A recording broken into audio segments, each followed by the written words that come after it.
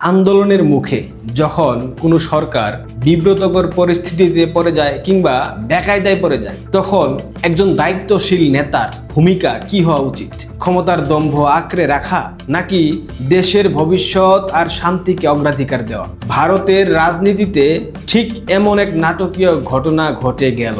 পদত্যাগ করলেন ভারতের শিক্ষামন্ত্রী ধর্মেন্দ্র প্রধান। কিন্তু গল্পটা শুধু এই পদত্যাগের খবরটুকুর মধ্যে সীমাবদ্ধ নয়। আসল চমক লুকিয়ে আছে তার সেই আলোচিত পদত্যাগ পত্রে। তিনি সেখানে কি লিখেছেন জানেন? তার প্রতিটি লাইন যদি আপনি মন দিয়ে শুনেন, তবে রাজনীতি এবং দূরদর্শিতার তফাৎ স্পষ্ট হয়ে যাবে। তিনি স্পষ্ট ভাষায় লিখেছেন, আন্দোলনের নামে ভারত বিরোধী কোনো শক্তি যেন সুযোগ না নিতে পারে, দেশের একতা যেন বজায় থাকে। চিন্তা করে দেখেন, একজন মন্ত্রী ইস্তফা দিয়ে নিজের স্বার্থ বিসর্জন দিচ্ছেন শুধুমাত্র একটা কারণে।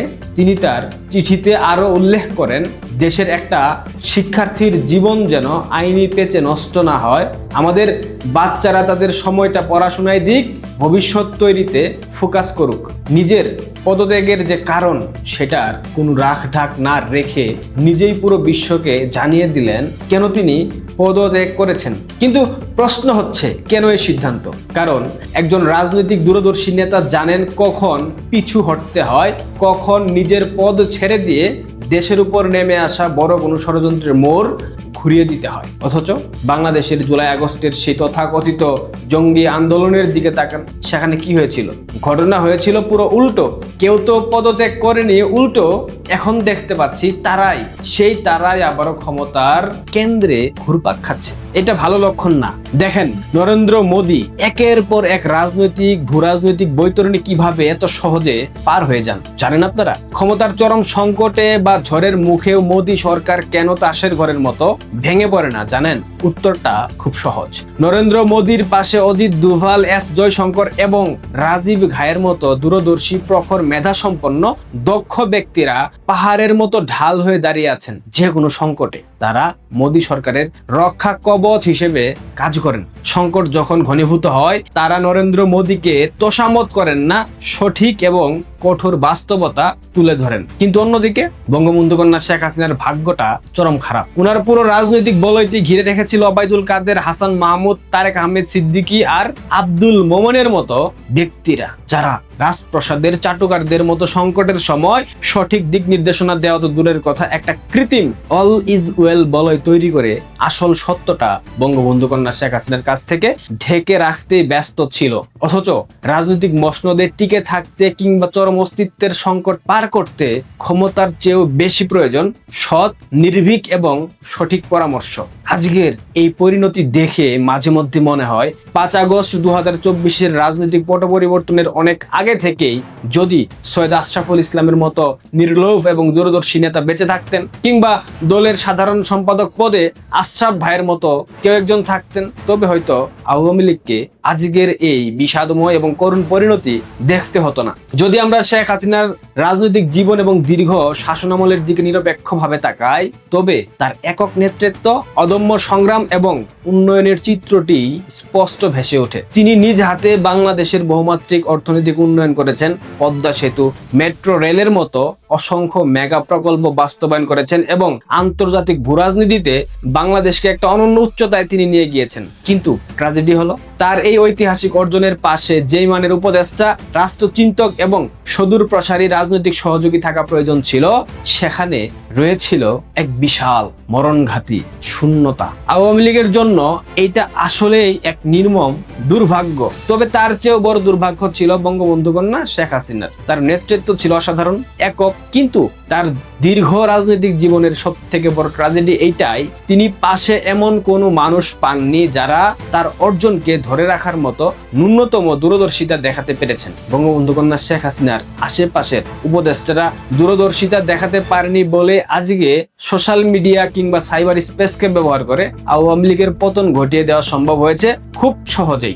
আওয়ামী লীগ দেশকে কোটি কোটি টাকা খরচ করে ডিজিটাল বাংলাদেশ বানিয়েছিল, কিন্তু দল এবং দলীয় নেতৃত্ব ছিল সেই অ্যানালগ যুগের পুরনো মানসিকতায়, বলতে পারেন মধ্যযুগীয় মানসিকতায়। ভারতে মার্কিন রেজিম চেঞ্জ অর্থাৎ সরকার পতনের কথিত আন্তর্জাতিক কৌশল কেন সফল হতে পারলো না, কারণটা বুঝতে হলে নরেন্দ্র মোদীর সাইবার প্রেজেন্সের দিকে আপনাদেরকে তাকাতে হবে। আসেন একটা পরিসংখ্যান দেখাই। ভারতের প্রধানমন্ত্রী নরেন্দ্র মোদীর ফেসবুক ফলোয়ার 6 কোটি অর্থাৎ 60 মিলিয়ন, আর ইনস্টাগ্রাম ফলোয়ার 10.2 কোটি অর্থাৎ 102 মিলিয়ন।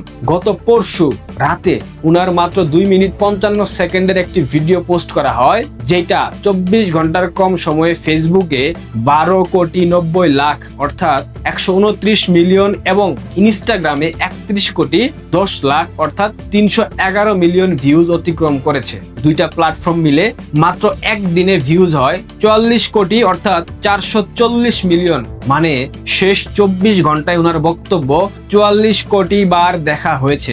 এরপর গতকাল তিনি আবার একটি শর্ট ভিডিও পোস্ট করেন 40 সেকেন্ডের, যেটা পোস্ট করার মাত্র 3 ঘন্টার ব্যবধানে ইনস্টাগ্রামে 40 মিলিয়ন ভিউজ হয় এবং ফেসবুকে 7 মিলিয়ন ভিউজ হয়। এই দুটি ভিডিওর মাধ্যমে ডিপ স্টেটের বিপুল ফান্ডিং এবং ম্যাটার নিয়ন্ত্রণ করা অ্যালগরিদমে আন্দোলনের উস্কানিমূলক ফুটেজ ভাইরাল করার যে আন্তর্জাতিক অপচেষ্টা চলছিল নরেন্দ্র মোদী, সেটা সরাসরি তিনি নিজে উপস্থিত হয়ে সম্পূর্ণরূপে এক্সপোজড করে দিয়েছেন। শুধু তাই না, গতকাল তিনি তার পুরো মন্ত্রী পরিষদকে স্পষ্ট নির্দেশনা দিয়েছেন ইনস্টাগ্রাম এবং ফেসবুকে কার্যক্রম বাড়িয়ে দেশের প্রজন্মের সাথে অর্থাৎ দেশের তরুণ প্রজন্মের সাথে সরাসরি কানেক্ট হতে হবে। কোনো মিডিয়া কিংবা তৃতীয় পক্ষের মধ্যস্থতার প্রয়োজন নাই। আমার একটা প্রশ্ন, বঙ্গবন্ধু কন্যা শেখ হাসিনা টানা 17 বছর ক্ষমতায় ছিলেন। এই দীর্ঘ 17 বছরে ওনার আশেপাশে থাকা পরামর্শকের মাথায় একটা বারের জন্যেও এই বুদ্ধিটা আসে নাই ওনার একটা ভেরিফাইড পার্সোনাল ফেসবুক পেজ কিংবা অ্যাকাউন্টস প্রয়োজন, যেখান থেকে সরাসরি ওনার বক্তব্য, ভিডিও কিংবা লাইভ বার্তা সম্প্রচার করা যাবে। ভেবে দেখেন, জুলাই জঙ্গি আন্দোলনের সেই চরম সংকটময় মুহূর্তে বঙ্গবন্ধু কন্যা শেখ হাসিনা যদি নিজে লাইভে এসে সরাসরি দেশবাসীর সামনে সঠিক তথ্য তুলে ধরতেন, তবে পরিস্থিতি অনেকাংশে নিয়ন্ত্রণে চলে আসতো, যতই ডিপ স্টেটের খেলাধুলা ছিল না কেন। তার জন্য আর্মি কিংবা ডিপ স্টেটের ইশারায় চলা স্থানীয় মিডিয়াগুলোর দিকে তাকিয়ে থাকতে হতো না, তাদের সংবাদের অপেক্ষায় বসে থাকতে হতো না। আপনি বিশ্ব রাজনীতির ইতিহাস ঘেটে দেখেন, দুনিয়ার এমন একটা শক্তিশালী কিংবা প্রভাবশালী রাষ্ট্রপ্রধানের নাম দেখান যার নিজস্ব কোনো অফিসিয়াল সোশ্যাল মিডিয়া হ্যান্ডেল কিংবা ভেরিফাইড ফেসবুক পেজ কিংবা এক্স হ্যান্ডেল অ্যাকাউন্ট নাই। এসব তেতো সত্য বললে এক শ্রেণীর সমর্থক, অন্ধ সমর্থক আমাকে বলবে আপনি দলে বিভাজন সৃষ্টি করছেন, খারাপ সমালোচনা করছেন। বাস্তবতার দিকে তাকান, দলের সাধারণ সম্পাদক ওবায়দুল কাদেরের ফেসবুক পেজটার হাল কি ছিল? ওইটা কোনো ক্ষমতাসীন দলের সাধারণ সম্পাদকের অফিসিয়াল ফেসবুক পেজ ছিল, নাকি কোনো স্যাটায়ার কিংবা ট্রোল পেজ ছিল?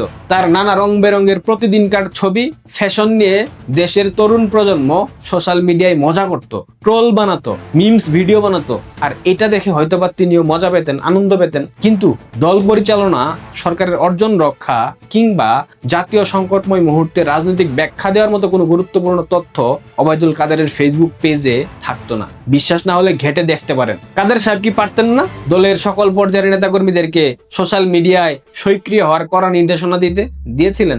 দেন নাই। উল্টো কেউ যদি গঠনমূলক সমালোচনা করত, তাকে দল থেকে চিরতরে বহিষ্কার করে দেওয়া হতো। সত্যি বলতে আওয়ামী লীগের মতো এত বড় শক্তিশালী এবং ঐতিহাসিক রাজনৈতিক দলের পতনের পেছনে এই ডিজিটাল অ্যানালগ মানসিকতাই অন্যতম প্রধান একটি কারণ। যাই হোক, ভারতের রাজনীতিতে শিক্ষামন্ত্রী পদত্যাগ করলেন, শিক্ষার্থীদের সব দাবি দেওয়া মেনে নেওয়া হয়েছে। এরপরেও যদি আন্দোলন এবং অস্থিতিশীলতা অব্যাহত থাকে, তবে সাধারণ মানুষের বুঝে নেওয়া উচিত ডাল মে কুছ কালা হ্যায়। এর পেছনে কাজ করছে দেশীয় এবং আন্তর্জাতিক ভূরাজনৈতিক চক্রান্ত, যারা কোনো নির্দিষ্ট এজেন্ডা বাস্তবায়ন করতে কিংবা বিদেশি শক্তির পরামর্শে নিজের দেশকে ধ্বংসের দিকে ঠেলে দেওয়ার জন্য এই খেলা চালাবে। তাদের বাকি জীবন নরক হয়ে যাবে। বিশ্বাস করেন, বাকি জীবন নরক হয়ে যাবে। ইতিহাস কাউকে কোনোদিন ক্ষমা করে না, এটা মাথায় রাখা উচিত। গণতান্ত্রিক ভাবে পরিচালিত প্রত্যেকটা রাষ্ট্রের প্রত্যেকটা দলীয় নেতার শিক্ষা নেওয়া উচিত। আধুনিক এই ডিজিটাল যুগে ক্ষমতার মূল চাবিকাঠি হলো জনগণের সাথে সরাসরি যোগাযোগ রক্ষা করা এবং চাটুকারদের এড়িয়ে সৎ দূরদর্শী উপদেষ্টাদের পাশে রাখা। তুষামতকারীদের মিষ্টি কথায় রাজপ্রসাদ বানানো যায়, কিন্তু রাজত্ব টিকিয়ে রাখা যায়, যেটা 2024 সালের 5 আগস্ট প্রমাণিত হয়েছে। চাটুকারদের কখনো শাসন টিকিয়ে রাখা যায় না। ভালো থাকবেন।